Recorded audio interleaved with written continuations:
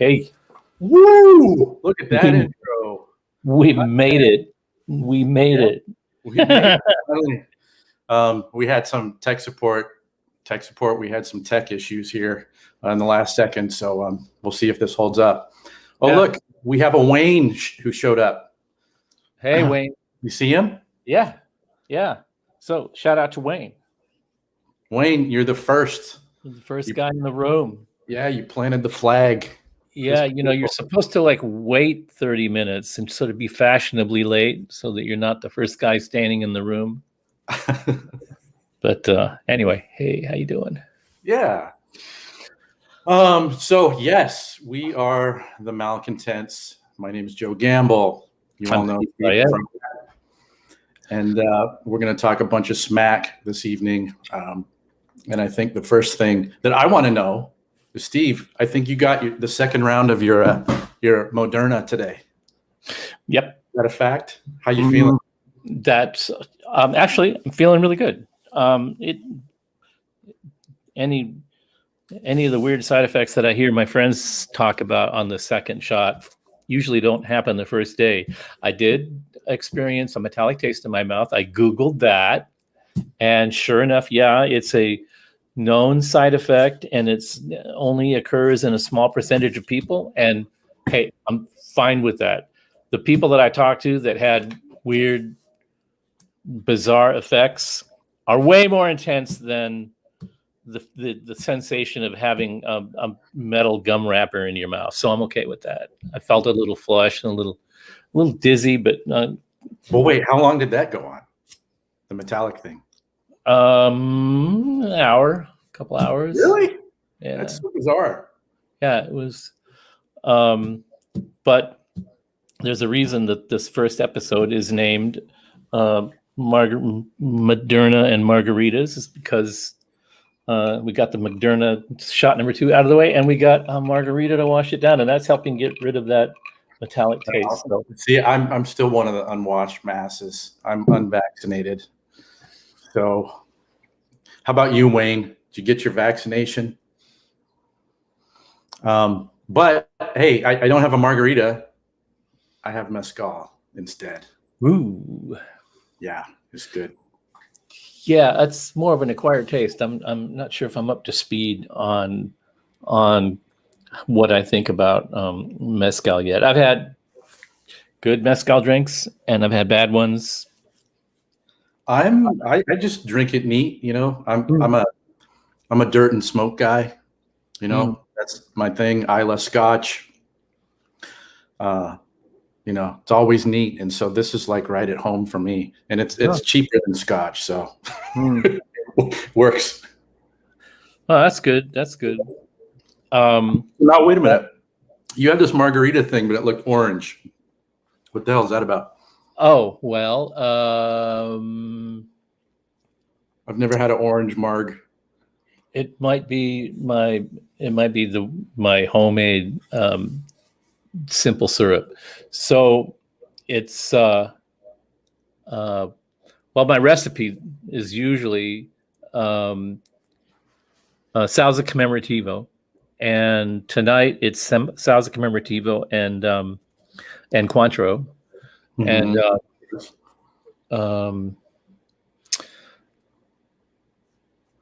I put the lemon and lime. I put lemon and lime together at 2 to 1 ratio, 2 lemon to 1 lime. Okay. So if you use a little lemon and a little lime and a big lemon, one of each, that works out pretty well. And then wait a minute. No, I'm not. It's not. It's what's the?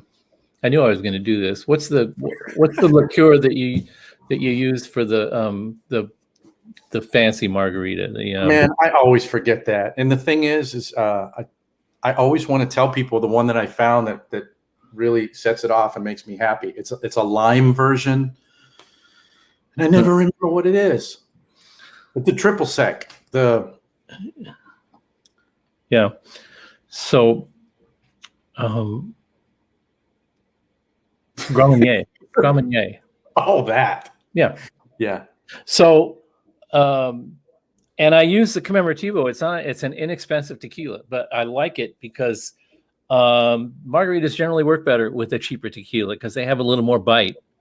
And when you mix them together, you can taste that there's tequila in it, as opposed to wasting a finer tequila that's better for sipping, in a drink like that. So since it gets a little buried, something like Commemorativo is great for that. It's got a great sort of color and flavor, and it's not like Cuervo where it's got this nasty bite, but it's reasonably priced stuff, and it's great for marks. So I put that and like a half a teaspoon of the Whole Foods 365 brand dark maple syrup, just a bit, and that's what gives it that orange cast. But it's just enough to offset the lemon lime thing, so it's not too tart, and it works great. And then a splash of sparkling water, on top of all that, and you're good to go. And it works out really great, especially in a junky jar like this, like an old soul food restaurant jar, Louisiana style. Yeah, I dig that kind of thing. I can't. Yeah. I can't make a margarita for shit. I haven't really put the time in to really figure it out. I just wind up sitting over in the corner sipping my tequila neat. Yeah. And I'm happy, but that's kind of the thing is, I would never think to put sipping tequila in a margarita. Right. That's kind of. What happens is you start you start making them and you think, oh, this is great. And then you realize, no, they suck. and then you start doing it more and more and more, and you put more junk in it and more junk in it until you just went, this is really terrible. I'm just making awful margaritas. And then, so that's what I did. I went through this whole sort of process of gestation where I got it. It got trickier and trickier until it got stupid. And then I stripped it all back down to its basic elements. And that's where I am now. And I got a really nice sort of blend that works really great, and it works great with I use that Curacao sometimes. It works great with that instead of Grand Marnier, which is nice. And Patron has their own orange liqueur, which is and they also have the lime version of that as well. Right. And that's really good. And those are really good, and they're inexpensive, and they just make great margaritas, and they don't taste like that weird giant gallon plastic bottle of mixer that you get at Walgreens, it's drinkable liquor-made, like lime. It's disgusting. Yeah. And that's kind of the thing that I always would mess up, in my limited experience of trying to build the perfect margaritas. It'd be too stiff or just be beyond sweet. So it looks like our buddy Joe here knows a little bit about margaritas, and he comments shaken, not stirred. And you're right about that. In general, if you're really being particular about your margarita, you shake it and you don't put ice in it, stuff like that. I'm doing ice in a jar off to the side for the simple reason that if I do it Joe's way, which is really the right way, I'll go through about 6 of them tonight, and I'll probably make it through. After the third one, I'll be on the floor. So it'll probably, I wouldn't make it through the show. So this is why I didn't eat anything, so go downhill really fast on my end. I haven't had dinner, but we had a big lunch after the Moderna sessions. So it was great. And it was great, by the way. I mean, I went in there and where did you go, by the way? I went to the CVS in West Hollywood, right off of Santa Monica and Doheny. Okay. Down there where what's the restaurant that's been there forever, the funky restaurant? I don't know. Barney's Beanery, right near Barney's Beanery. Yeah. Okay.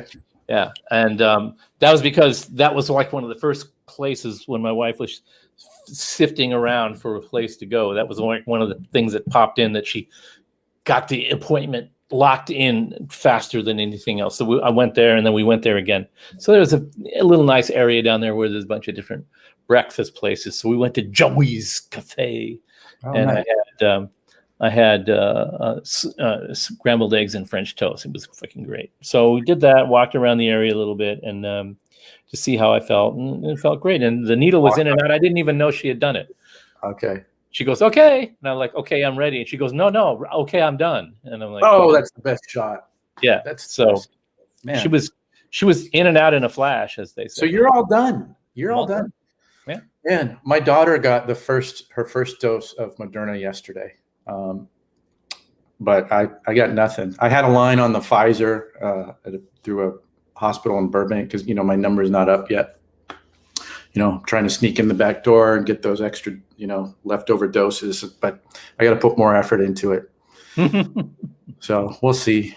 Maybe I'll get the metallic taste too. Maybe I can practice and put a metal pick in my mouth in the meantime. Yeah, the first one, I came home and I took a nap after a while, and then the next day I had a hard time like lifting things on my left arm.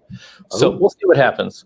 I don't know. I don't have negative side effects to too many vaccines, and that stuff doesn't normally bother me. So I'm sure I'll be fine. One thing I wanted to get out of the way is I wanted to do some credits. I wanted to do a shout out to Blue Mike's, my buddy Adam Castillo. Thank you very much. This was like really appreciated. I use it a lot, although this is the first time I'm using it on a situation like this. And I hope it is working out good for you guys. It's working out great for me. So thank you for that. And shout out to Dan Cohen at Universal Audio for the Apollo X4 that we're using for the interface. And I use that for recording stuff. And thank you for that. And I want to give my buddies in Switzerland, band Cardiac, a hey. Is that the shirt you're wearing? Yeah. Nice. T-shirt. Interesting band. They're like pretty hardcore metal band, but they're really smart guys. They're actually, the band isn't their main thing. One guy is an engineer. I think Julian, the guitar player, is an engineer. So just a slacker. And the singer is, I think he's an educator. I think he teaches Latin, or he teaches foreign languages in Geneva in a college someplace. So these guys, they have like real legit, they're brain guys with real legit day jobs. Kind of like Wayne Eagles here. He's an educator at what was the name of that college in is it Ottawa? He's a teacher and at jazz, and a cool jazz guitarist, and a good friend and a friend of the family, a member of the Fryat family. But the Cardiac guys are really, they're really educated, smart, whiz guys, and they work for the most part of the year. And then when they take a vacation, they've saved up their money, and they call us up, and they call all the people whose gear they use in the United States. And they get their stuff set up. Carleton University, Ottawa. Thank you, Wayne. And they're really organized. They contact us in advance. Hey, we're going to be in LA, and we've worked out a tour of the West Coast that starts in LA and ends in LA, so that we get there, we drive over to your place, your factory, during a weekday to pick up the stuff, so that we don't impact you guys too much. And we have it for 2 weeks, and we go out and we go up the coast, and we come back down the coast and play different dates. And then we end up back in LA, and we drop the stuff off to you, and then we go to the airport and we're gone. And it's like, no band does that. Certainly not the Dickies. No, yeah. Nobody does. Doesn't sound like a Dickies tour. Thinks that far ahead and is that considerate about what it takes for a manufacturer to get gear together for a band to take out and make sure that it's all tested and working and in good working order before they hit the road, et cetera, et cetera. So I have to give them a shout out and some love, because they're just great guys, and I love that. I love working with some of these bands where the guys really work their side of the relationship, because we try to work really hard to build and maintain the relationship with our artists. And it's great when they reciprocate like that. It's a lot of fun. And that's really what it is. Yeah. The relationship aspect. Yeah. Yeah. And you don't think about it at first. You just think, well, I think, yeah. I mean, I remember, probably anybody watching this can, if they're around my age, growing up, and people would always talk about, man, I want to get endorsements. Man. And it's kind of this one-sided sort of thing, to glorify yourself. And, I never had the confidence to kind of go after those sorts of things, but where I don't know the wherewithal, but as I kind of worked around, I would meet people, right, and develop relationships. And every endorsement that I ever had started with just simply a relationship with, a manufacturer or a company or just a person that I met and kind of bonded with. And it was always, actually, this is the funny thing. You were the first business owner in the gear world that I met and sort of developed a relationship with before I had used any of your products. Of course, I'd heard this stuff forever. But everyone else that I'd ever endorsed, it was like I was using something and then I had a question for them and then kind of developed a relationship and a bond just through that. But when we met, it was just kind of completely out of the blue. Well, actually, for people watching that are wondering about that, Joe has been interacting with us and working with us for probably 6 years now. And how we met is we were starting the GPDI project, which was the Kickstarter project that got everybody riled up, but it ended up a happy ending. And one of our Japanese distributor had a representative in LA that he sent over to the factory to check on the project. Andrew Campbell, that he sent him over to check out to sort of like help work with us a little bit and communicate the progress report back to Japan. And so Joe tagged along with him, and he walked in the door and he was just like, Andrew, hey, this is my buddy Joe. And he asked ahead of time if he could bring somebody over. And I said, yeah, sure.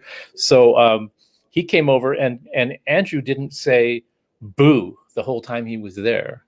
And you immediately just started zeroing in on what was going on. And you picked up a guitar and you started playing through the GPDI prototype, and you were just ripping it up. You were tearing it apart. And I'm like going, where did this guy come from? He's just like on fire. And so we just turned the camera on him. The video where Joe is on one of the very first demo videos of the GPDI, that was the day that we met him. He walked in the front office, picked up a guitar, plugged in, started playing. And I said, can I put a camera on you? And he goes, yeah, I don't know what I'm going to do. So I said, just be yourself. So we put the camera on him, and he puts on the guitar, and he goes, what do I say? And I said, well, tell us who you are. No. I remember this. It was Paul. Paul points the camera at me and he says, who the hell are you? Yeah. And right. I think I'm on that video, and I'm like, who the hell am I? Right. Yeah. And I think he edited out his piece. And so I look kind of like an arrogant prick, just going, who the hell am I? I'm Joe Gamble. Anyway. Yeah, you came, and you were like, he was just trying to draw you out a little bit because you were being a little too humble. So he says, who the hell are you? And you went like, I'm effing Joe Campbell or Joe Gamble. And then you start playing through that. And that was when you really started playing through it. So your initial excitement and energy level of experiencing was actually in real time. You just like going, oh my God. And we were all standing around laughing going, there couldn't be a more spontaneous. But at the same time, I remember in that same meeting, you also had a LX2 prototype, and like there were a few things that were happening that I got to play through, and I was just flipping because they were solutions to things that I had been thinking about that no one was doing. I don't know if we were talking about the power station yet or not. It seems like maybe we were, but anyhow, it was like, wait a minute. And you and I bonded immediately because, as I always said, like, you're this guy who can talk, scopes and schematics and electronics and stuff over certainly my head and many others, but then also the voodoo aspect of, putting guitar, just carving air and getting stuff out there, and the magical aspect of it. And or stripping away the appearance of voodoo that is really just yeah, but you have an appreciation for the magical aspect where, you know, things just aren't always going to be predictable in the world of tube guitar amplification, and you respect it.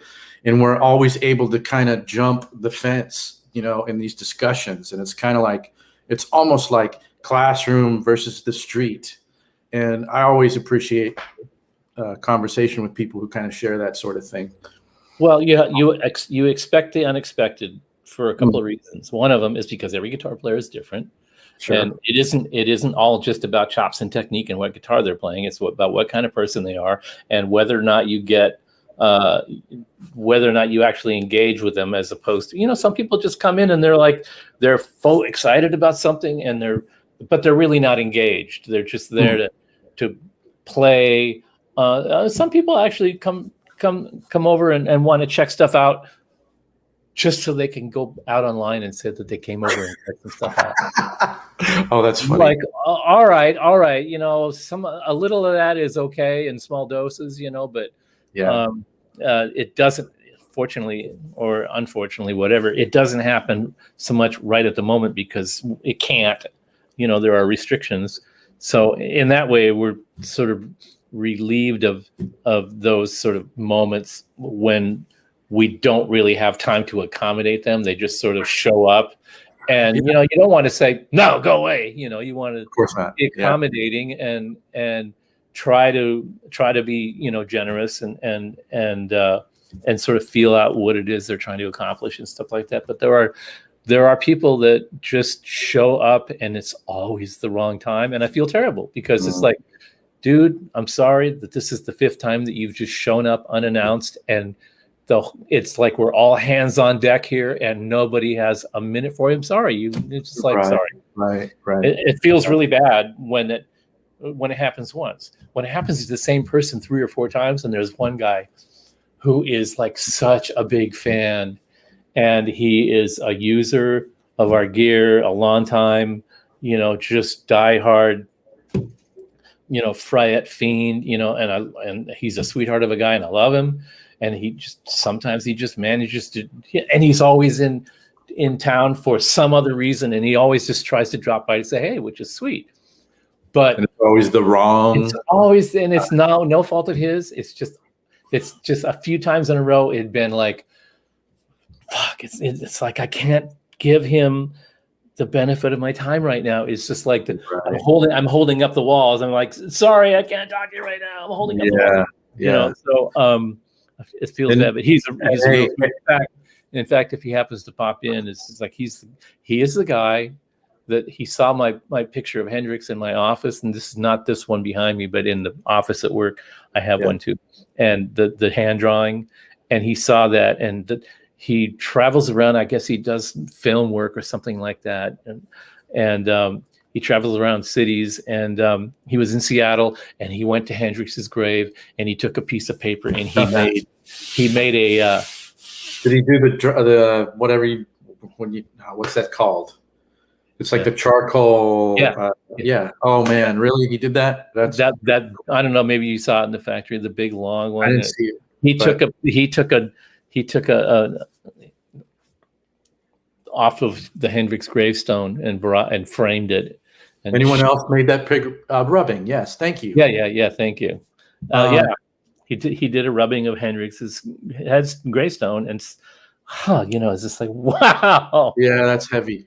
Anyone else watching made the pilgrimage to the Hendrix grave? It's kind of weird now because it's like the family crypt. You know, they what do they call it? They exhumed him and moved him from his original spot, and now it's like his grandmother's there, his Lucille, I think that's his mom. Al is there. Like, it's the whole family plot, and it's kind of, you know, the rest of the cemetery is normal, and then you have the big monolith. You know, that's the Hendrix family plot. It's kind of. I haven't seen it. I haven't been there in a while, so I haven't seen it, but I've heard about it, and you know, at first it was just like, why does Hendrix have this rinky-dink little flat headstone? You know, but then once they've turned it into something. It's just like, no, that's a little bit too over the top. Yeah, it's too much. Actually, the one thing that they did that was cool was I forget if they have a new one, but when they exhumed him and moved him, the original headstone, while not on the ground anymore, it's actually in the actual. It's kind of a monument. And I was kind of a weird kid, who definitely worshipped at the altar of Jimmy, and I knew what his headstone looked like, for 25 years before I actually saw it with my own eyes. So it was actually kind of cool to visit Renton and get to actually see it. Wow, that's what I've always seen. So, the only Hendrix spot, like kind of pilgrimage that I haven't done, this is probably TMI, makes me really weird. Like I've actually been to the flat where he passed. That was a really important thing for me to do. Spend time there in London. Wow. I've been to the spots in London. I visited, you can go see it's Hendrix Handel House. So I visited his old flat. I've been to Electric Lady Studios in New York City. The one thing that I haven't done that I want to do is in the Monterey Fairgrounds, the stage where the Monterey Pop Festival took place, and he burned his guitar and all that stuff. Somebody carved like Jimi Hendrix and then the date, whatever, June of '67 on the stage. Like it's still in wood there on the stage. And I just want to hop up there. It's the regular fairgrounds. Like as long as it's open to the public, I'm sure I could get in there someday and just hop up on the stage for a moment and just have a gander and drink it in. And then I'll, had all my Hendrix bucket list stuff done. No, that's cool. The picture of Hendrix when he's like 13 years old with the Dan Electro in front of his house, house. Yeah. That's about a half a mile from the house I lived in when I was actually born in Spokane, but I was raised in Seattle. And when we moved from Spokane to Seattle, we rented a house that my dad's brother-in-law had available, and it was a half a mile from that house. So no kidding. So when he was living in that house, I was a toddler, a half a mile away. And, when I saw the first time I saw that picture, I went, I wonder where that is. And it's like the Seward Park area. And I'm like, oh, that's like cool. Right near where, wow, really? Was that close? And it's wild. It was, I went by Garfield High, his high school. Yeah, I lived really close to Garfield. And, Joe Canton, he's asking favorite Hendrix albums and bootlegs. For me, my favorites, I love everything, but Electric Ladyland and Band of Gypsies are probably my favorite, of the regular canon. But, I really love it's an out of print album, the Jimi Hendrix concerts. Just a collection of performances. I think it came out in '82. It's deleted, but I always love that record. And then I have on CD. I don't even have a CD player anymore, but I have like a stack of Hendrix bootlegs about this tall. On CDRs. And so like Hendrix bootlegs favorite. Well, I grew up in right outside of Denver. And so it was really important for me to track down what was it called? The Mile High Pop Festival in June of '69. It was actually the last performance that the Experience did together. And Jimmy's performance, I think, was cut short because the audience was rioting. And the police moved in and started throwing, gas in the crowd, and the Experience had to jump off the stage and jump into the back of a moving truck and get zipped off to the hotel. But there's actually a bootleg of that show, and that was really, really, really important for me to get a hold of because it was like it was at the old Mile High Stadium in Denver, and when I was a kid, I was such a big Hendrix fan. Whenever I drive by, and I was a big sports fan too, but driving by Mile High Stadium where the Broncos played, I'd always think, man, if I had been alive in 1969 and I like hung out outside of this place, I could have heard Jimi Hendrix. So in Colorado, he played the Mile High Stadium, Red Rocks, and then he was supposed to do a show in 1970. Wait, I think he played at the Regis Fieldhouse, or maybe. Oh, and there was another show that got canceled in 70. But that was Jimmy's history in Colorado, where I grew up. I mean, obviously, Steve, you're from the homeland. Yeah, but you guys got it all over me for a couple of reasons in that regard. Because you saw him. Well, yeah, I saw him, and it was under really hilarious circumstances because there was a lot of angst tied in with actually going to that show. And what it was that, well, first of all, I started out as a drummer. Mm-hmm. See, there's a reason I've got my. You did, Peter. I see you. And BMO, that's actually really super cool. I didn't know that his first stage in the Musicians Hall of Fame. Oh, I got to check that out, man. Thank you. But yeah, Peter, Hendrix played at Red Rocks. And there's some like Super 8 footage of it too. Yeah, I started out as a drummer, so my introduction to the experience was idolizing Mitch Mitchell, right? And I appreciated Hendrix for his songs and his singing at first. It wasn't about his guitar playing for me. I didn't know from that. I wasn't into dissecting that. I was into dissecting, Mitch's technique and Ginger Baker's technique and all these guys, right? So, I didn't, and I'm not a list person. Mm-hmm. I glom onto whatever I hear at the moment, and it just washes over me, and I just think that's the best thing I ever heard. And then 5 minutes later, I'll hear something else, and I'll go, "That is just the coolest song ever." And I just get pulled every which way, and it's all music. If it's got heart and it's got a reason to exist, and it stands on its own, and it moves you inside and out, then it's Hank Williams this minute and Joey Ramone the next, and Amen. Adrian Belew a few minutes later, and Hendrix here Hendrix comes along and just wipes the floor with everybody, and then you hear something, and then I hear a Blue Cheer song, and I go, God, listen to the power, the majesty of, we don't know what the fuck we're doing, but we're just turning everything all the way up, and ain't it glorious? And I just like get swept up in whatever the momentum that underpins what I hear on any given moment.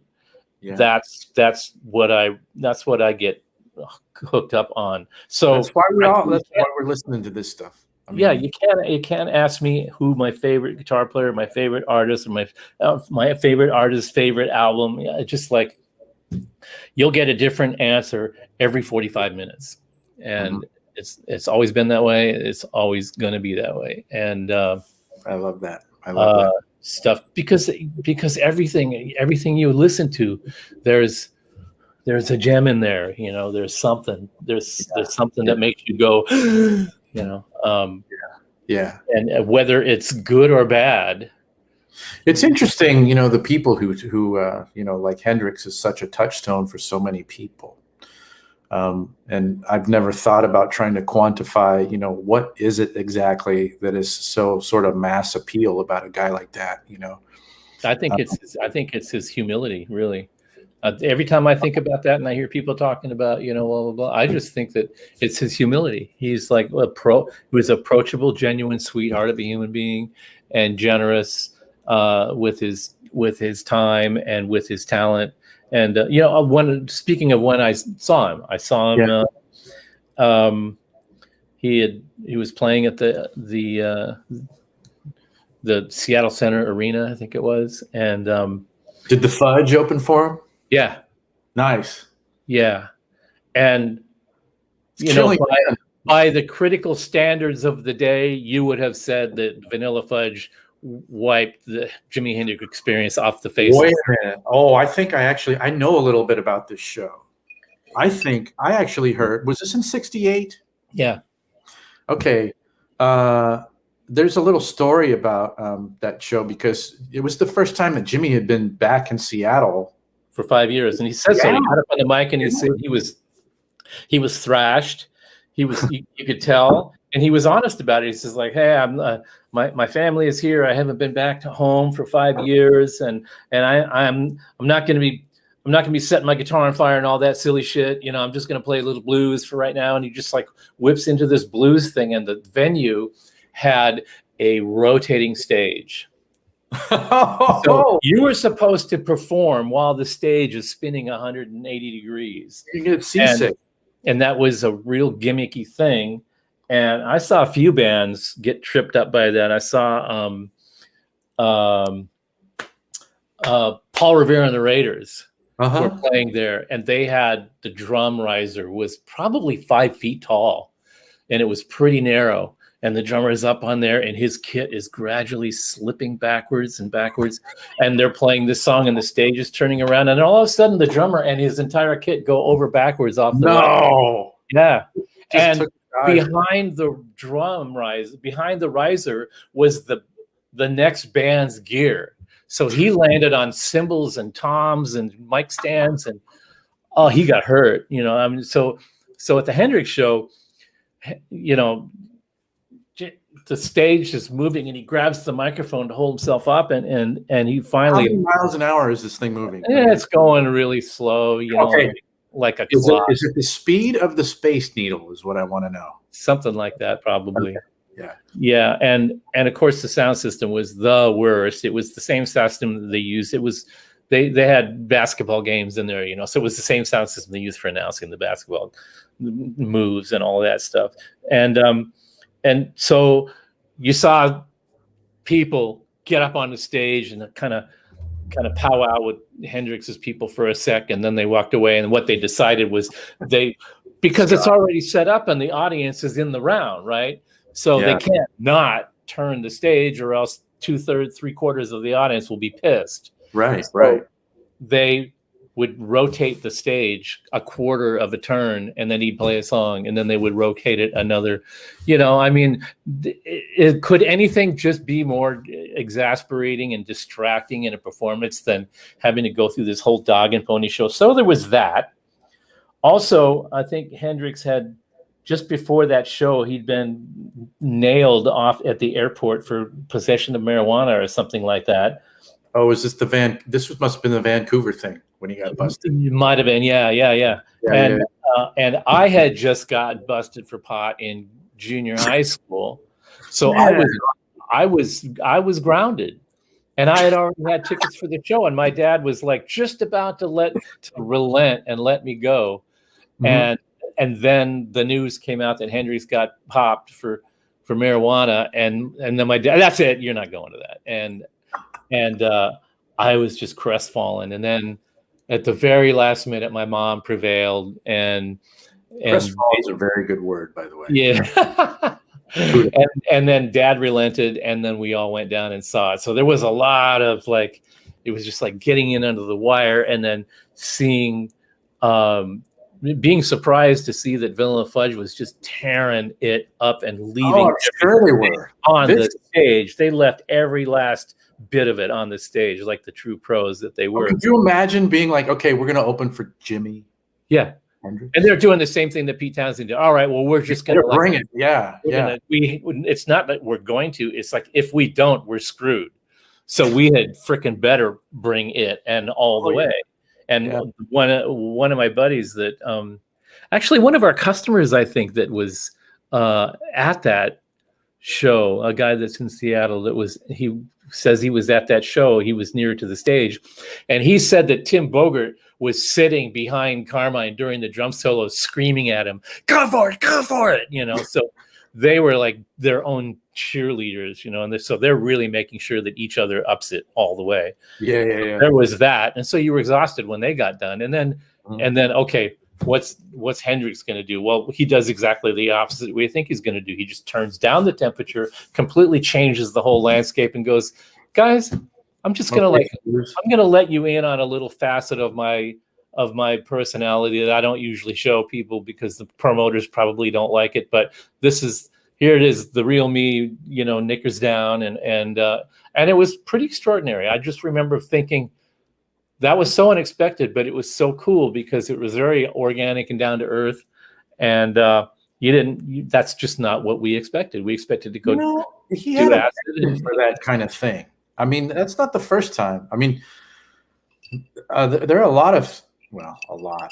There are instances of, him coming out in high pressure shows and just kind of going, yeah, this would be the show where I should be playing with my teeth and behind my back and light the guitar on fire. Nah, I'm just going to stand here and I'm going to play. Might open my eyes once during the entire show. I'm just going to do what I want. And I remember really early on, either reading an interview with him or seeing an interview where he was saying, being asked about all the gimmicks. He was saying, in essence, like, I don't feel that they're gimmicks. I'm just really doing what I feel in the moment. If I feel like playing with my teeth, I'm going to play with my teeth. I'm having fun, If I feel like standing there and just, like, do you know the famous story of the band of gypsy shows at the Fillmore, that whole thing where Bill Graham kind of got in his face? Yeah.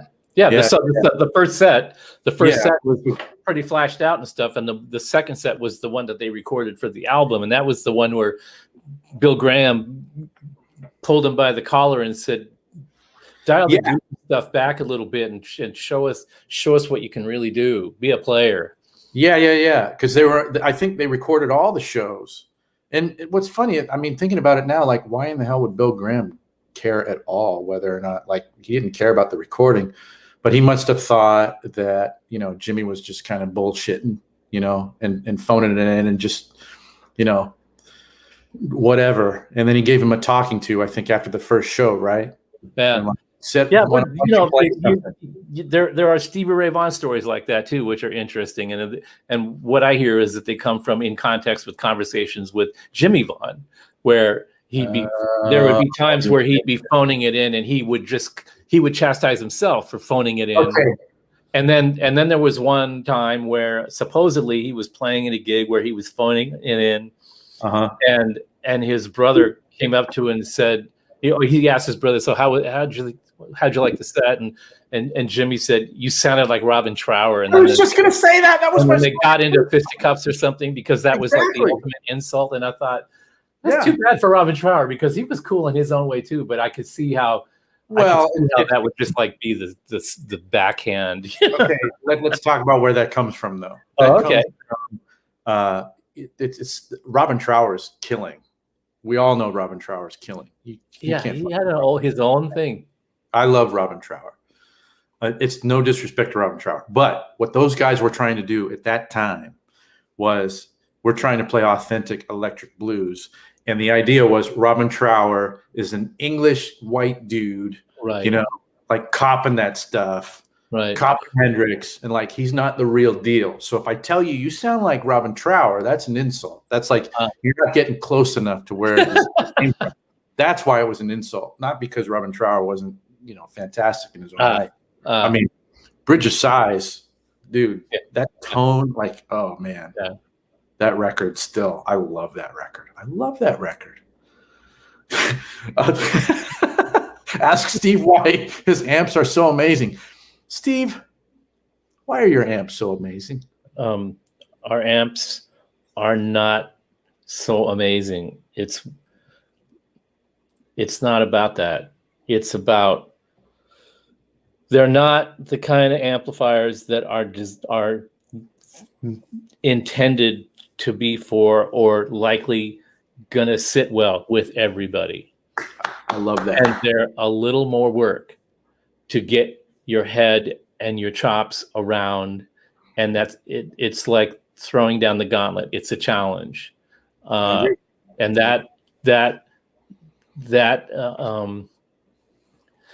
that springs from my experience with Hiwatt, where the real reason that I glommed onto Hiwatt is just because I thought they looked cool. I saw Jethro Tull play live, and they were using Hiwatts, and I knew a little bit about Hiwatts and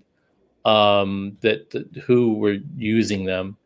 But when I saw, and I was really a big Jethro Tull fan, and I saw their first tour in Seattle at the Eagles Auditorium, which is like a 1,500 seat hall. It was like Seattle's Fillmore, smaller, kind of a theater sort of a vibe with hardwood floors, and it was just a funky, cool room, and everybody played there. I saw Jeff Beck there. I saw Chicago there. I saw Muddy Waters and Spirit on the same bill there. Talk about whoa. Wait a minute. All-time hot live performance experiences was watching Muddy Waters follow Spirit after Spirit just turned in a monstrous performance. And then Muddy came in with a slide and a telly and just wiped the floor with them. Here's my question, because I know it doesn't make sense. Well, wait. Hold that thought. Yeah. Anyway, I had seen Jethro Tull playing Hiwatts, and then shortly after that, I saw one in the music store, and I thought, these are just so cool looking. If I was a guitar player, that's what I would want to play through. Well, but what was it about it? Like the utility, like the Hiwatt to me is like, it looks like, I don't know, a spanner or a screwdriver, or it looks like cool. It just had a stealth look. It looked like it meant business. Okay, all right. And I always thought the Marshall thing was a little weird with the gold panel. Why is it gold? I didn't really dig on that at the time. And everybody was like getting, oh, it's got to be a Marshall. Hey, I got a Marshall. You should get a Marshall. And that's the anti-social side. Yeah. And that's just the contrarian in me is like going, oh yeah, no. So the Hiwatt was just like, I just thought it was cool. Again, I was still playing drums. And then when I got to a point where I thought, I've been having thoughts about guitar for a while, and I got in a situation where I could like execute on that, I put one of my drum kits in the paper for sale, and a guy that called me to buy them just miraculously had a 50-watt Hiwatt head to trade. So I just went, this is just like more party. Yeah, this is just too much to be believed. So anyway, he came over and he brought it, and it was just like, when he brought it into my room, it was like, this is about to be mine. It's gonna be mine. I just looked at it and I go, I got it. And the guy's like looking at my kit, and he's into it, and he's ready to pop, and he's like hesitating, and I go, so do you want to do the deal? And he says, yeah, I think I'm getting the better deal. Maybe I should throw in a couple of $100 cash. And I went, yeah, I was thinking the same thing. So he gave me $200 and the head, and took my drums. And I just like went, I cannot believe what just happened. And I think that spurred me into wanting to learn about it. And one of the things, the parting thing that he said when he left was, oh, by the way, one thing you're going to notice about it is it gets a little better sounding when it warms up. And I'm like, not yet. Because you haven't been playing guitar for long. Is that? I had just started playing guitar. Okay, so wow, that's very interesting. I had my brother's concert amp, which I bought from him, and I've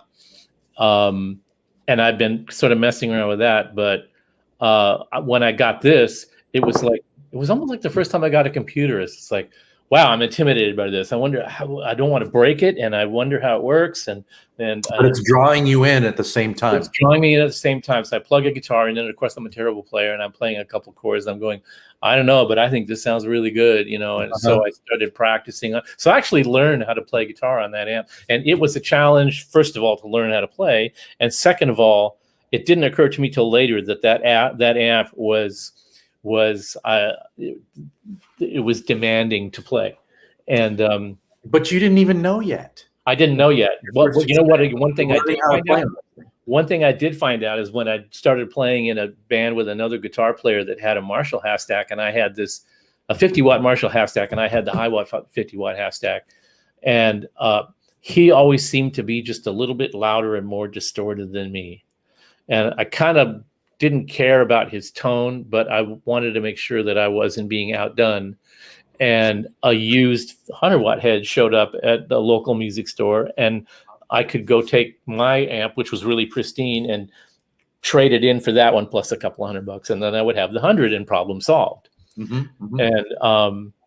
And then when I got the 100, I went, okay, I'm just gonna pummel the other guitar player. You're winding up, like okay. Yeah. I get to that gig and I start playing, and I'm like, oh my God. I was hanging onto the horns of a screaming wild bull. I was like, I was so out of my element. It wasn't.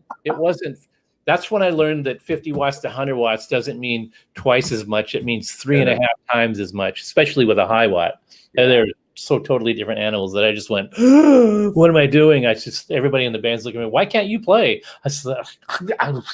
I barely breathe. I can hear myself breathing on the strings. I can't play anything without. Right. The sonic mistake. If I make the smallest little mistake, I sound like a huge asshole. So that informed my playing. But there was a part, and my brother will tell you this. He said when I was a little kid and he would beat up on me, he said I would not lay down. I would get up and he would beat up on me some more, and I would get up again and go after him again, and he would beat me up some more. And he said, the thing I always admire about you is you would never lay down, but I wish you would never lay down. And the Hiwatt was that thing. It just like would not lay down. I would not. The Hiwatt was kicking your ass. I would not be defeated by that, and that turned into the amps that we make. And we have people that say the same thing about us on the forums, is like, yeah, well, you better be on your game because it's going to make you sound like crap, or it's unforgiving, or it's stiff and dry and blah, blah, blah. And I'm like, I don't have to defend our amplifiers against guys like that, because I was one of those guys. I've been there. I know what that is. And to go online and blame it on the amp is a cop-out. If you can't manage it, that's okay. There's an amplifier out there for you. Knock yourself out. Yeah. And just go out and be the best guitar player you can. And I wish you the success. But when somebody says, your amps made me a better player, that's just like a shot of adrenaline in the arm. It's just like, thank you. That's the compliment that is most meaningful, because it means that they applied themselves to that problem and are either solved it or in the process of getting on the other side of that tango. And it's exciting. So to hear people do that, and then so there isn't, I'm like way off, but the question was, no, it's not why are the amps so amazing. I don't know if they're amazing or not. It depends on who you are and what day it is, whether it's an amazing experience for you. It just all we can do is make them as good as we can possibly make them, and stay true to the direction that we are think that we've established, for what we're doing. And just like I've always said, there's X number of thousands of guitar players out there, and we make something for guys like me that have a problem that need a solution. And if I come up with a solution for me, I've by extension come up with the solution for a percentage of guitar players out there that are like me, and by that I don't mean my level of playing or whatever, but the situation that I'm in, where that's a solution that I need, there's guys out there that need that solution too, and those are my potential customers. Those are our people. So that's the intersection between what the value of the gear is and what the player gets out of it, and what if you interacting with that is an amazing experience, that's what makes it amazing. And thank you for the compliment, but that's really the reality of it. So I'm having weird internet dropout stuff on my end, but I could kind of grok everything that you were saying, and that's very well said.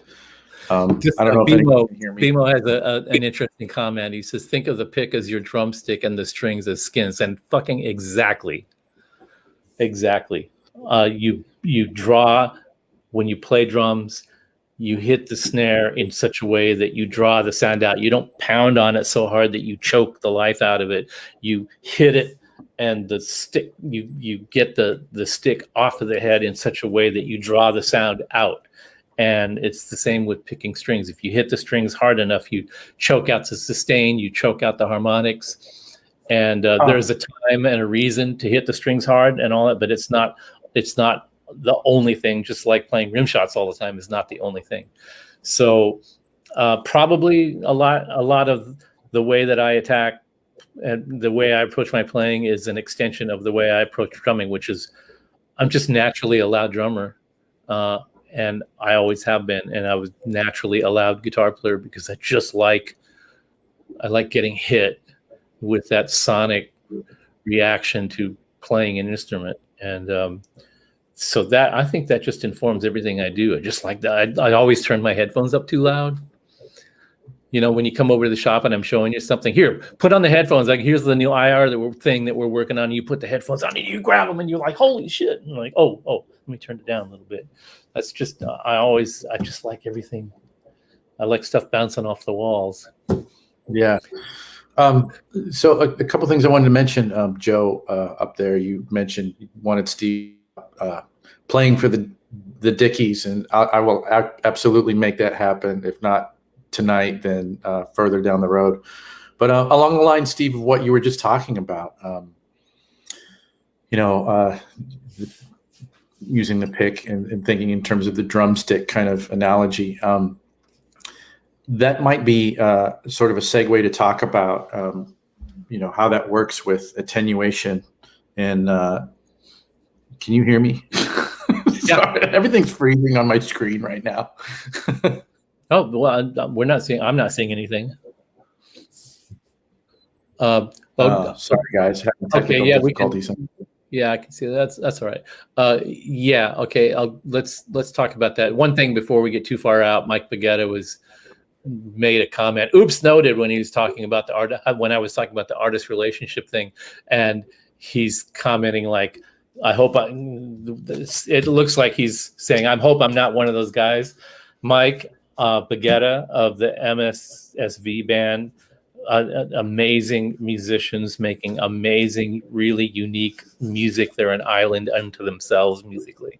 I love you guys, and I love you. You're a sweetheart. You're always really considerate. I'm so happy to be able to work with you and that you appreciate what we do. It's like to even remotely suggest that you might be considered a problem child on our side is just like ludicrous, man. You're the greatest. Anyway, enough of that. So attenuation.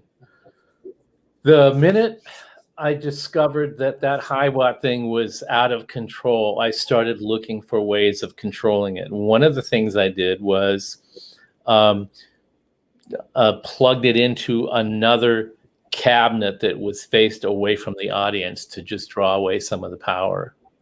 So that was my very early experiment in power attenuation, was just how to dispose of some of that extra power. 50 watts was just barely enough, but 100 was way too much. So there's a compromise or a middle ground in there somewhere. How do we get there? And it eventually led me to trying modifying amps and designing my own designs and coming up with what we ended up coming up with. But it started from managing the excess of power turned into SPL. And it started very early on. So that would have been early 70s, early to mid 70s when all that effort started. So it started very early on, and I had actually even made my own attenuator probably by, I want to say 1976. I had a little box with a couple of resistors in it and a little rotary switch knob on top.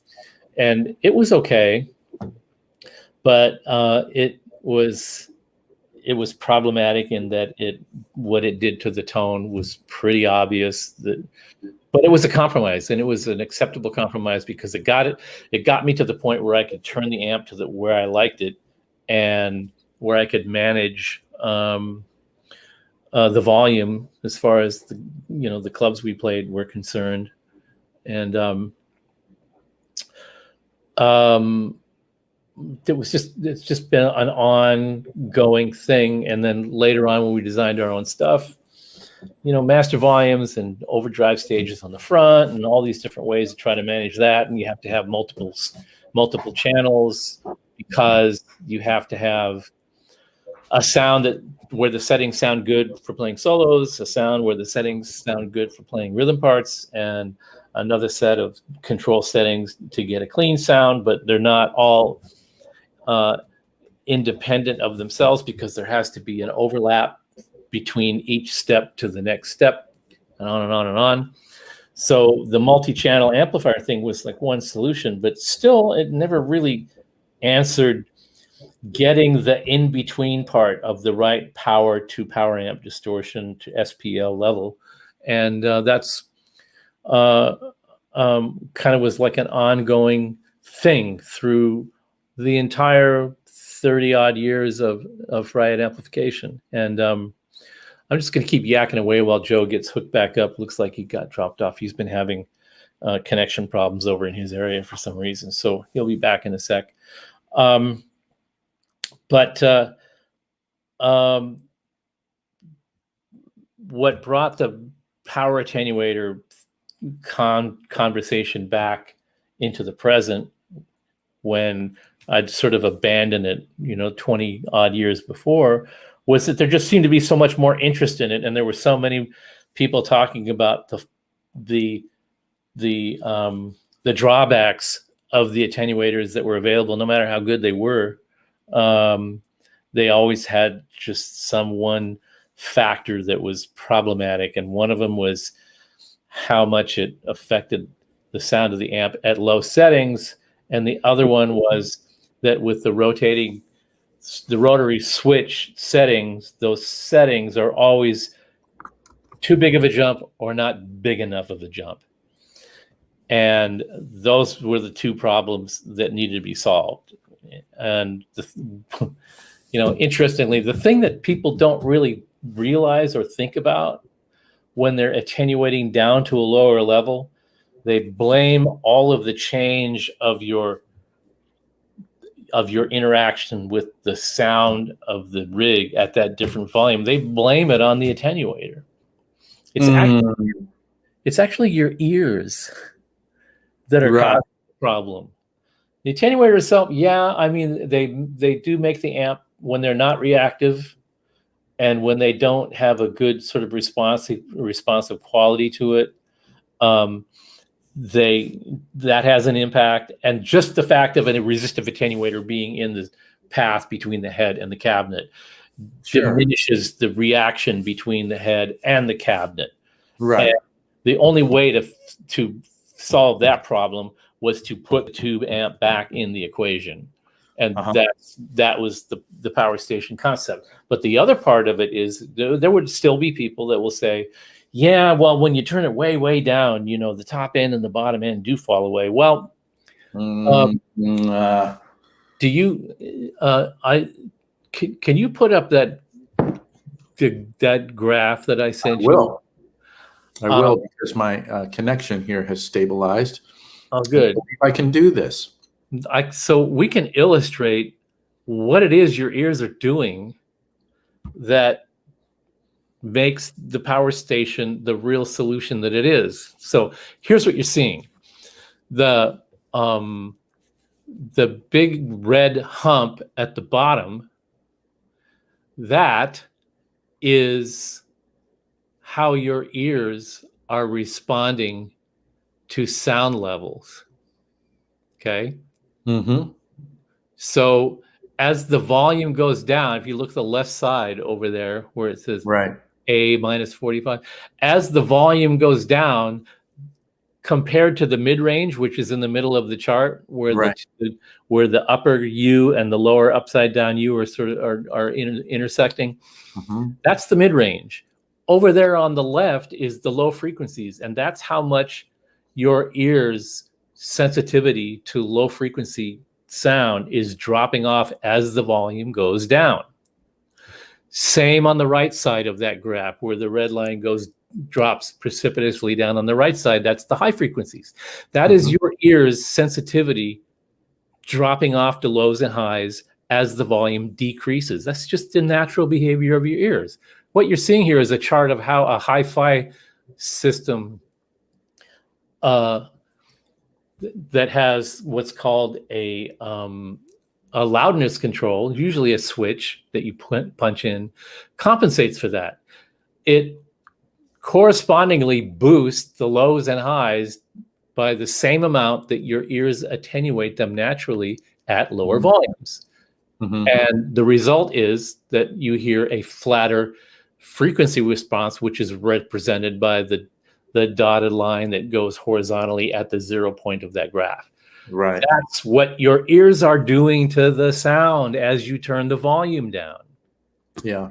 And that's why the power station has the voicing switches and the presence and depth controls on there. So as you're getting into extreme levels of attenuation, you can compensate for those losses and bring it up to where you say it sounds good again. It sounds like it did when it was louder. Your ears are most sensitive and most stable at the mid-range frequencies, between 500 and 5 kilohertz, 500 hertz and 5 kilohertz. And then out at the extremities, they just drop off. So what we're trying to do is reestablish the relationship between the tube amplifier and the speakers. We're trying to reestablish the dynamic, touch-sensitive feel of playing the guitar through a cranked amp at a lower volume and still have it snap and bounce your fingers off of the strings when you're playing the guitar, so that it actually feels like you're really playing the guitar, not just having your pick attack sucked into the void. Oh man, that's then the big for me. Yeah, that's the big thing. That's the big thing for everybody. And it's the only attenuator that brings that back. And that's why when the first time you play through a power station, you go, oh, it's the thing that I didn't know was missing is back, is there. And now I understand what I was missing. So that's the fun surprise part of your first experience with the power station is like, oh, it's alive again. So all of those things were really the central reason for the power station to exist. Now, the effects loop was just an afterthought. Hey, it's a power amp driving a speaker. What we can do? We can put an effects loop between the head and the cabinet now. Woo! And it was just like a simple sort of step forward, but it was great to be able to tell people, how would you like to put your reverb between your speaker out of your head and the speaker input of your 412 cab? How would you like to be able to put a reverb there and not have it blow up? Wouldn't that be cool? And that's what the loop in the power station does. So that just added to the utility of it, but that wasn't really its main reason to exist. Its main reason to exist was to solve the two key problems caused by the degradation of the reaction between the amp and the speaker that caused by a resistive attenuator, and what your ears are doing to the sound that makes you think that something external is doing that. So in every other way, the power station is just like a normal tube amp. It behaves and reacts to speakers the way the speakers would behave plugged directly into your amp or in bypass mode.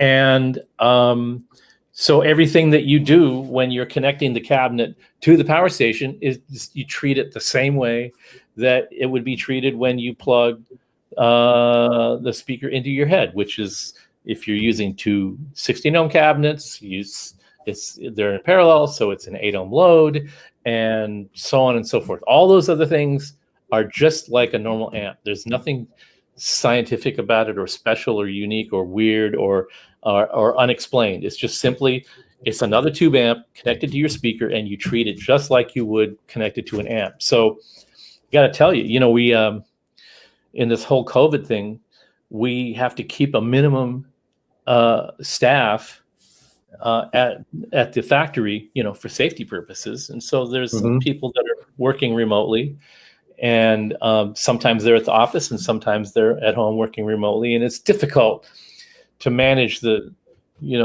customer support aspect of that, because so much of it is just interacting with people, finding enough about what their situation is to be able to assist them.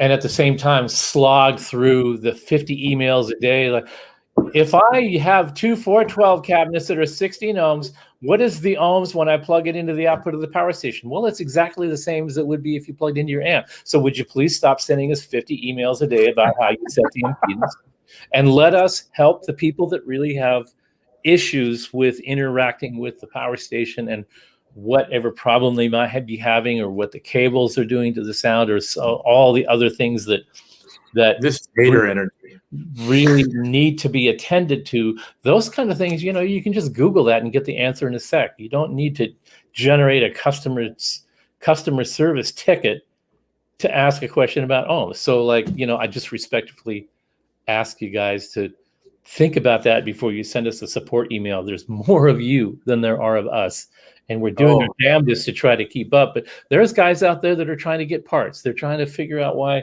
a fuse blew. They're trying to get send us something that's 20 years old that they want to get serviced. And they get all these. Tell the story about all the stuff being stuck in the bay.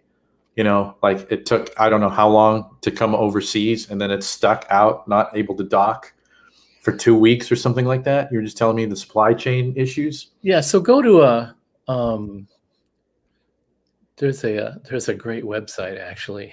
I want to try to find it and just give you the you can track your shipments. Is that the deal? Well, you can track when it's literally a shipment on the water. Even better than that. Gotta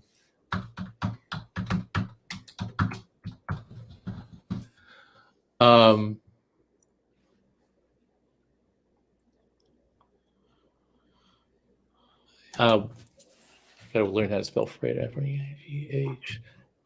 Is the Suez Canal problem screwing with your supply chain? Is a question. Well, the supply chain in general. It was screwed up beforehand, right? Like that story that I was just relaying. That's pretty interesting stuff. This. Oh, here it is. Is this it? No, Boat Nerd. Come on, where is the For you guys that really want to see something amazing, go to marinevesseltraffic.com, all one word, marine vessel traffic, and have your mind blown. Because what you'll see when you open that up is the entire world position of all the ships at sea. Oh, and that's so cool. I'm gonna do that. Mind blowing how many. Out. You go to all vessels. There's a vessels menu, and you go to all vessels. It's trying to click me on the StreamYard. Peak nerdy. Yeah, but what it'll show you is all the ships at sea, and there are a bazillion of them, and they're color coded by type of vessel. So there's freighters, there's vacation ships, and there's privately owned vessels and all that. And the oceans are littered with them. So you just think about all of that traffic already out there in the ocean. And then you add to that that there aren't enough people to load and offload these ships because of COVID. There's restrictions everywhere, not just in our factory, but in everybody's factory and every kind of factory everywhere. So the shipping companies are operating with reduced staff, and manufacturers are operating with reduced labor and staff. So the whole system is overburdened and bogged down to an immense degree. So, and everybody is feeling the hit on this. So, yes, it affects how long it takes us to get stuff, how long it takes us to get goods shipped out to our dealers. And then you add on top of that how UPS and FedEx, how overloaded they are, and how many more shipments they're losing now than they were a year ago. We had a month worth of tubes just disappear by UPS. That's all. These amplifiers are all built, ready to go to QC, and they don't have any tubes in them, and we don't know when we're going to get the tubes.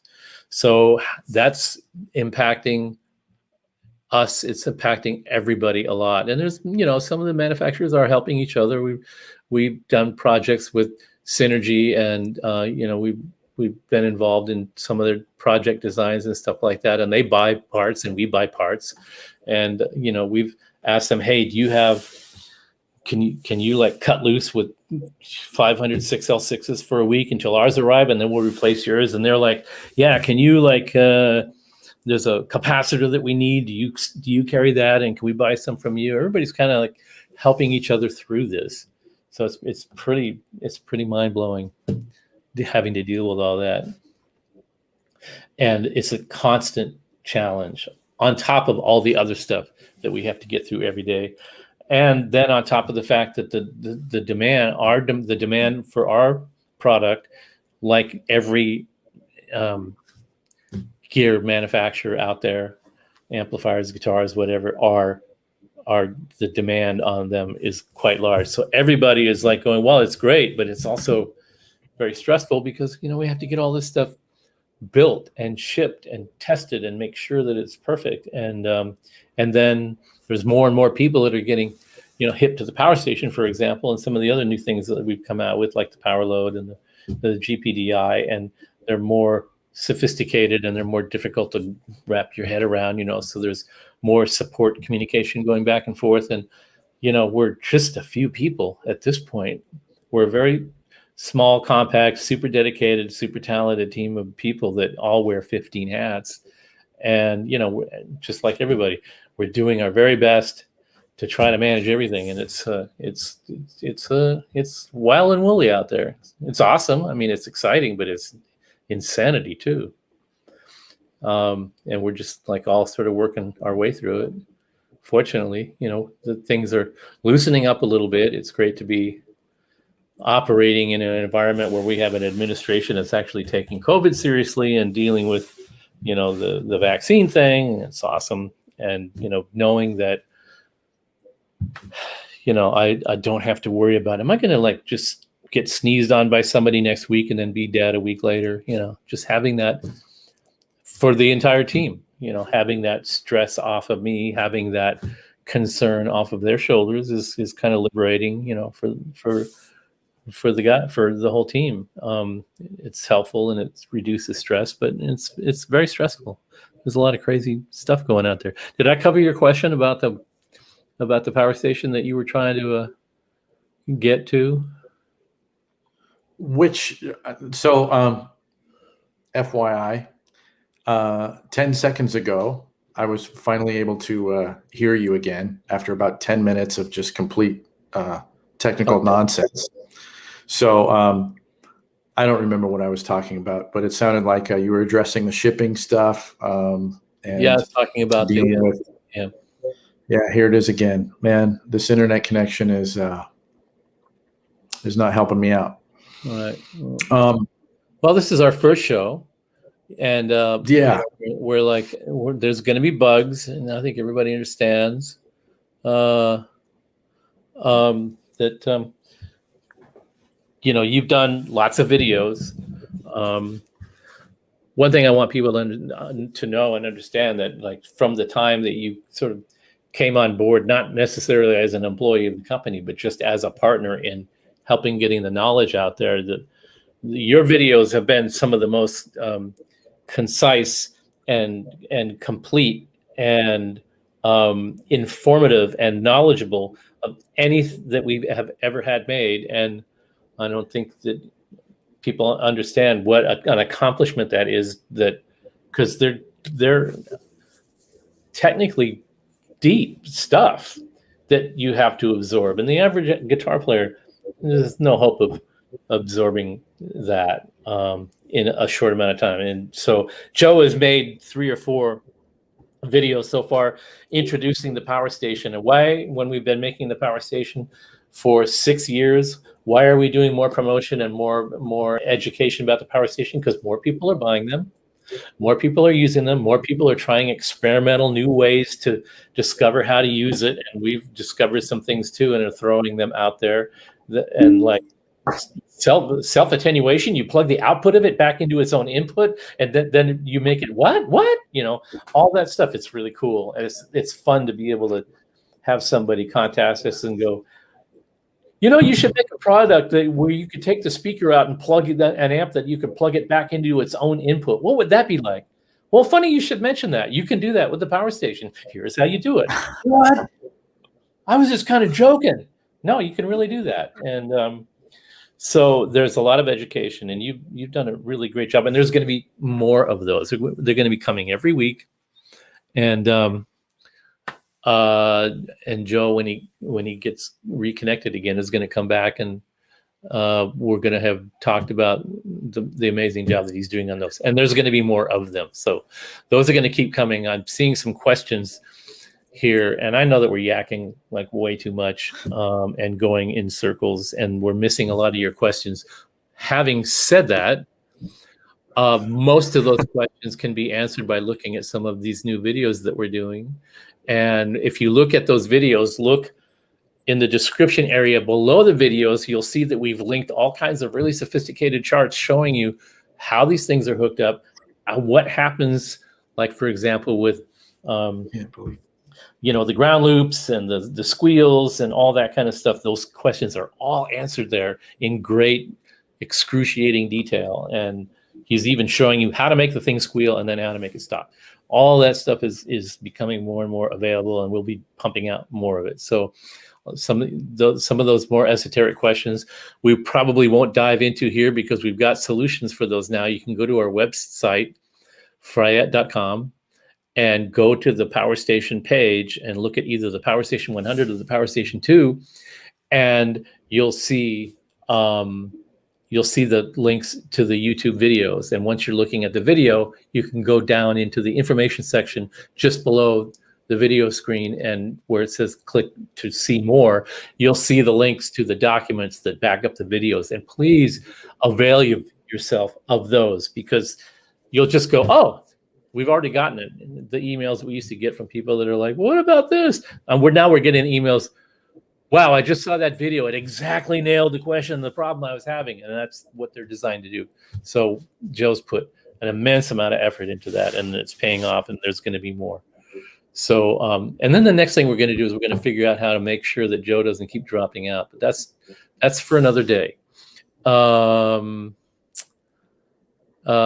Thanks for hanging out, Wayne. I know you're going to jump off now. Let's see. Congratulations on getting your Ultra Lead module. I hope you have a blast with it. You're going to learn some stuff and have some fun. Costa Rica. All right, Francisco, nice to have you aboard. We're worldwide, folks. There's glad you love your PS 100. Glad you were able to pop in and say so. Pitbull Ultra Lead is not listed on your website anymore. Is it discontinued? No, it's just been in the pasture while you're working on a new version that's planned to be out, later in the year, and it's going to be a lot of fun. So that's coming back, and it's coming back with a vengeance. And let's see what else have we got. Let's see. Just recorded just record at full volume with mics. Wife hates it, but it makes my day better, so I keep doing it. Well, that is a comment made by somebody that's been married at least 10 to 20 years, and more power to you, pal. I'm sure she understands.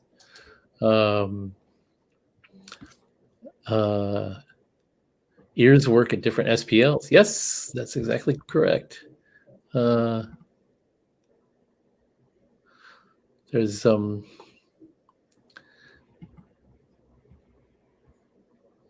there's just so many, we're not really trying to ignore you. We're trying to, I think what our original concept is that we weren't going to try to answer all the questions that you guys post on the particular stream like this one.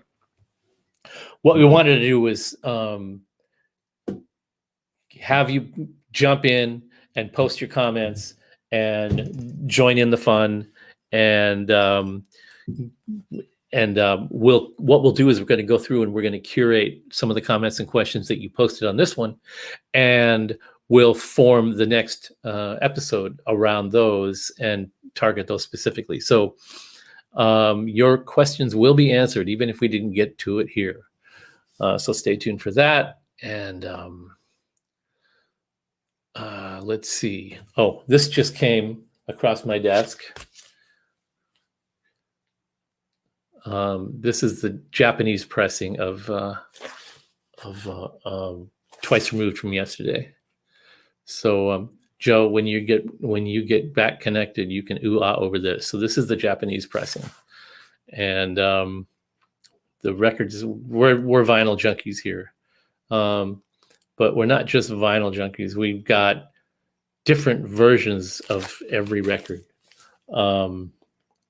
that we like. So there's probably 4 different copies of this. There's the Japanese pressing, there's the UK pressing, there's the US pressing, there's the first and second, third pressing. There's all kinds of different versions of these that are mastered different ways for different markets. And it's really fun to explore those different things and listen to how different cultures perceive things to be correct. Maybe it has to do with how radio stations are EQ'd in Japan, say, for example, compared to in the UK or in Germany. And being a tube freak and a tube power amp junkie, our stereo system is geared towards vinyl, and it's all tube. And it really makes getting into those little things possible and making them those subtle differences in the different mastering tasks really apparent, and to the point where you can just listen to it and you can tell exactly what they're shooting for. They were trying to make the low end fuller sounding, or they were trying to dial back some of the excess mid-range, or the top end of the original mastering job might have been too aggressive. Why would it have been too aggressive? Maybe the radio stations in a particular country, they have a kind of a dark, maybe sounding EQ that they typically use, or the equipment they used at the time had a particular characteristic, and they were trying to compensate for that. So that's a point of great fascination.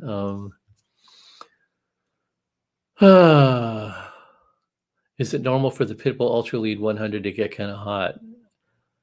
I would be disappointed if it didn't. And then I will ask the question, define too hot. We get a lot of comments from people about temperature. What's too hot? What is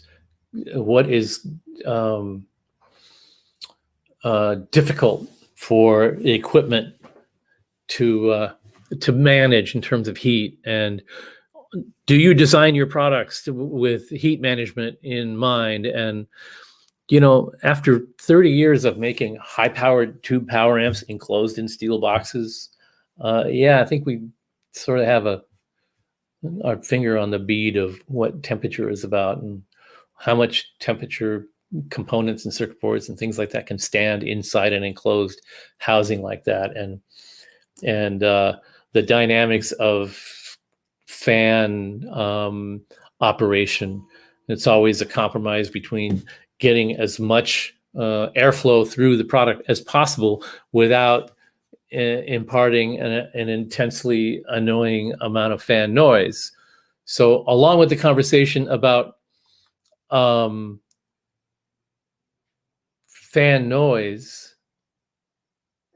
and heat, they both have the similar characteristic of being relative to the individual's perception. I'll put it that way.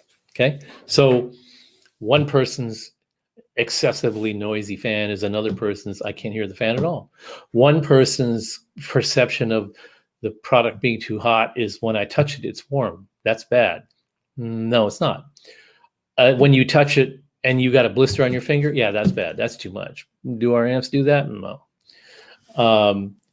Can you find a place on the amp where it will do it? Yeah, you can stick your finger on the tube or on the chassis right next to the tube if it's upside down and it'll get pretty damn hot. Sure. But do you do that all the time? Do you do it while you're playing? Do you do it every day? No, you don't. It's there.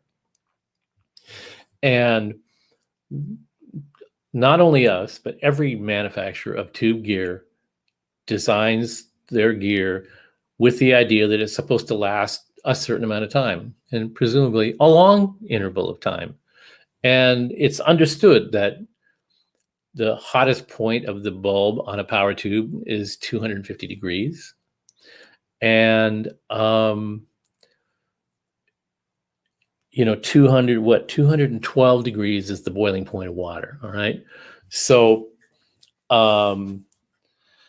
that's pretty damn hot, but you don't put your hands on the tubes, and the tubes are a fair distance away from the front panel, the top cover, the top of the head shell, or the back grill, or whatever. It's understood that they're going to be in there and generating heat, and that all the components that are in there on the circuit boards or under the chassis are going to be subject to a certain amount of heat. And that's all predictable.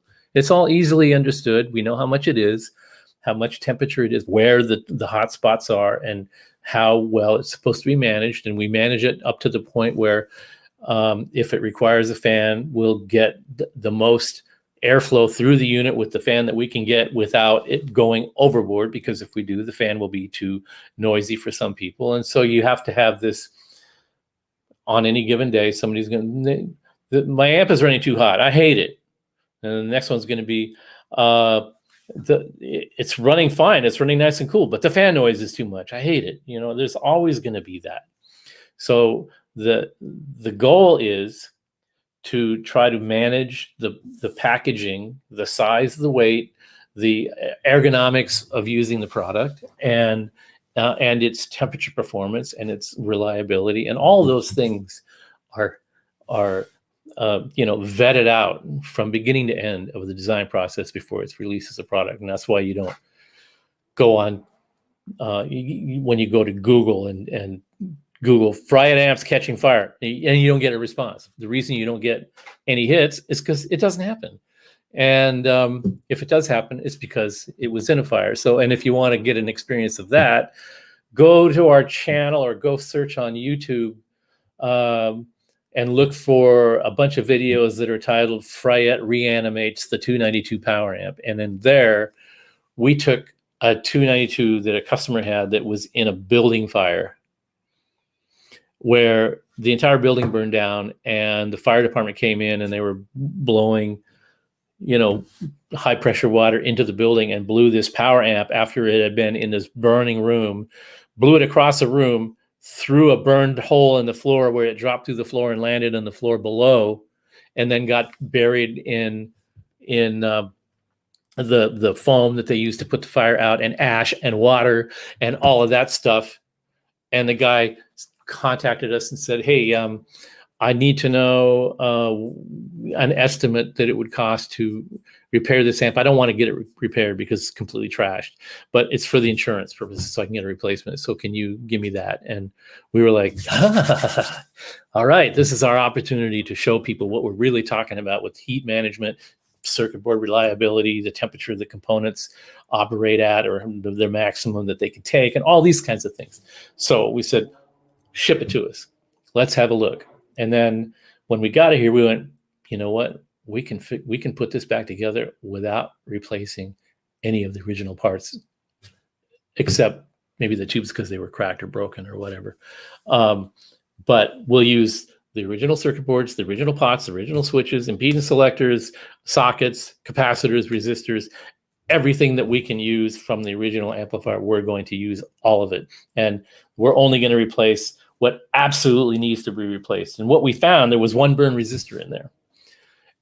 And the resistor wasn't burned because of the fire. It was burned because somebody had modified the bias circuit in the amp before the fire, and it had already been burning. And it had caused a little charring of the circuit board because it wasn't the right value. So it was drawing all this current and generating heat. That was the only problem with the amp.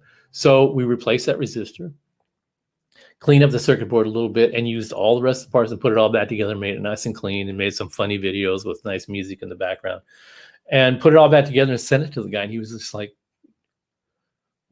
this doesn't look like a new amp. No, it's not a new amp. It's the amp you sent us. No way. Yeah, no way. Look at the serial number. It's the amp you sent us. We rebuilt it. Here's the videos. Go check them out. And he was just like, no way. I can't believe you did that. And it's not a big stretch. We did that because we knew it was doable. It was not an undoable thing. It was a great way to demonstrate what we're talking about when we talk about thermal management and component reliability, heat, and the reliability of circuit boards and all that kind of stuff. So it was just a great sort of exercise.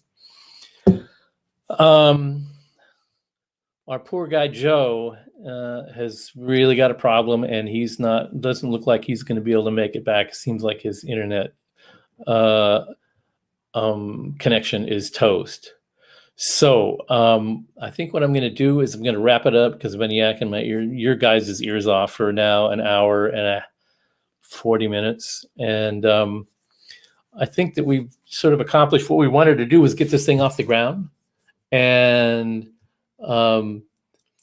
put some interesting information out there. And how did it smell? It smelled like a new amp when we fired it all up, because go look at the videos. We cleaned it up really nice. We got all the smoke smell out of it.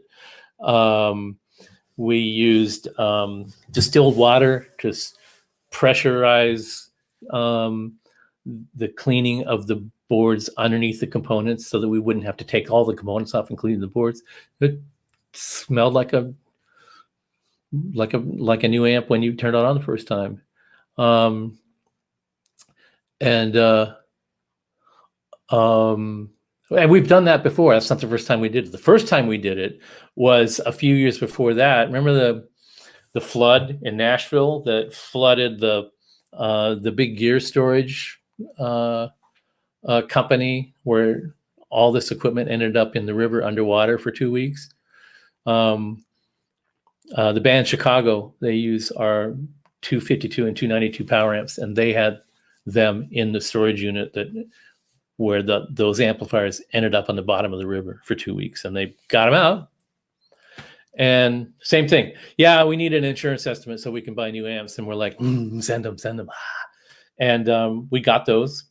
And we free people out by making videos of us soaking the components with water. Well, we are using distilled water, which has no mineral content in it, so that it wouldn't leave mineral deposits on the board that could cause any problems. So we just soaked out all the mud and the blood and the beer, and put contact cleaner on the pots and the sockets, and retubed them and sent them back to them. And then they went out and toured. So that's just design work and sort of knowing what you can get away with, what the design parameters are, and what kind of stresses and strains these bits and pieces can take, and you're good to go. So I want to thank Joe for setting all this up in the first place. He's the one that got the StreamYard thing together and set it up and got the graphics and the intro music, which he did a great job on, and helped schedule it and get it off the ground. And I want to thank Mark Kazansky of Tone Talk, who helped Joe, sort of tutored him in getting this thing off the ground and sort of helped us get this thing rolling. So thanks, Mark. Appreciate that a lot. And thanks to all the people that sort of helped get this together. And there's going to be more. There's a whole lot more to talk about. And that's why I'm going to stop now, because I could just talk all night. And probably people know that that's what I'm capable of doing, and that I should shut up before I completely just blow out my voice and start sounding like a blithering idiot. Plus, I'm getting a little flushed. I think that COVID shot might be slowing me down a little bit. So I'm going to just go finish my margarita and maybe watch some Star Trek reruns and chill out. And so thanks for participating. Thanks for joining us. We'll be up again probably 2 weeks from now. We'll look at some of your detailed questions, and we'll sort of script the next episode around some of those, and we'll share some stories. Like we say, there's always a story. And so we'll have some good stories to get to, and we're going to have some fun guests, people that we've dealt with, and people that have used our gear, or people that we've just encountered in music and in life that are fun. And we'll get them on here too. And we'll try to do the best we can to give you something entertaining to do until we can actually start really getting out and being normal people again in society. All right. So thanks again. Good to see you, and see you again real soon. All right. Take care. Good night.